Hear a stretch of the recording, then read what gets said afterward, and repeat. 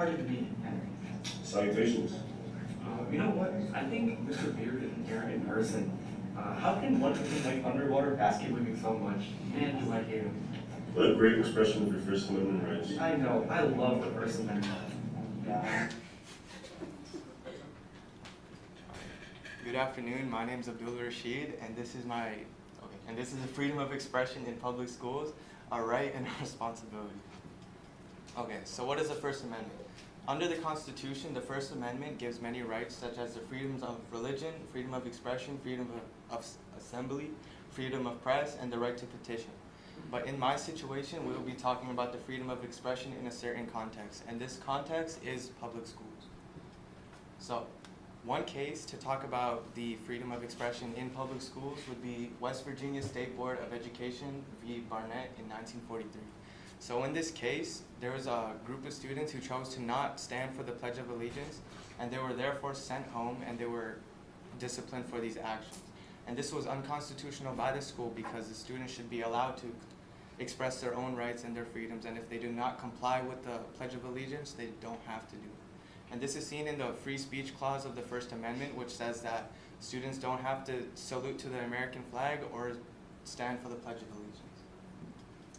And another case, which is important, would be the Tinker v. Des Moines case from 1969. And this case was a very, very large case, and it defined the constitutional rights of students in public schools. So what happened in this case was that students wore black armbands with peace signs to show their protest for the Vietnam War.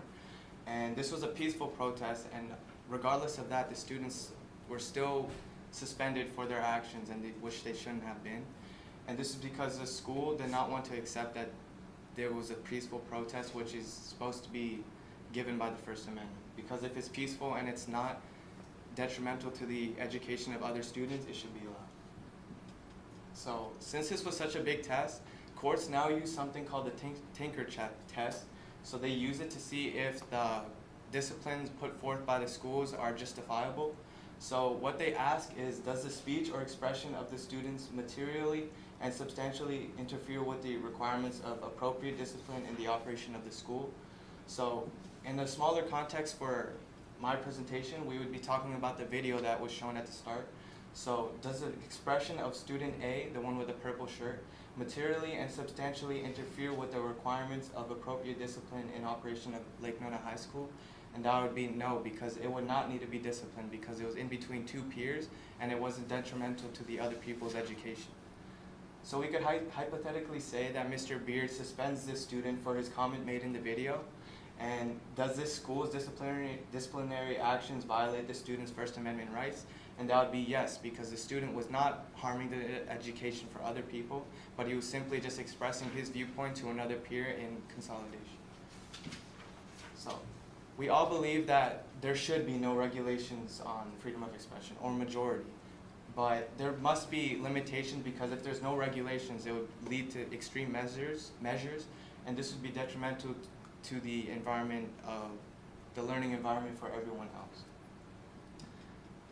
And to put the freedom of expression into a larger context with the First Amendment in public school students enjoy many of the freedoms which are given in the First Amendment, but limitations on the freedom of expression in public schools ensure a positive learning environment and to maintain order and discipline among students. So this makes sure that everybody has an equal learning environment and nobody feels like they're pushed down or they don't have a voice. All right, thank you. What questions do you have?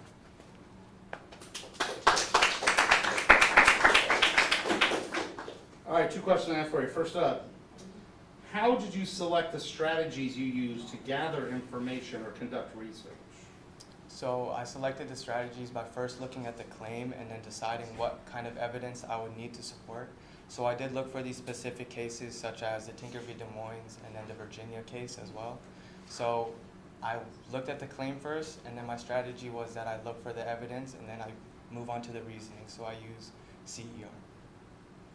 Thank you. All right, and next question, sorry. Next question. If you had more time, what additional research would you conduct related to this issue? Additional research that I would choose would to be find more cases that supported the school side instead of the students, because all of the cases that I had, like the Tinker v. Des Moines, they sided and the court ruled with the students and not with the school. So All right, if I thank could- you.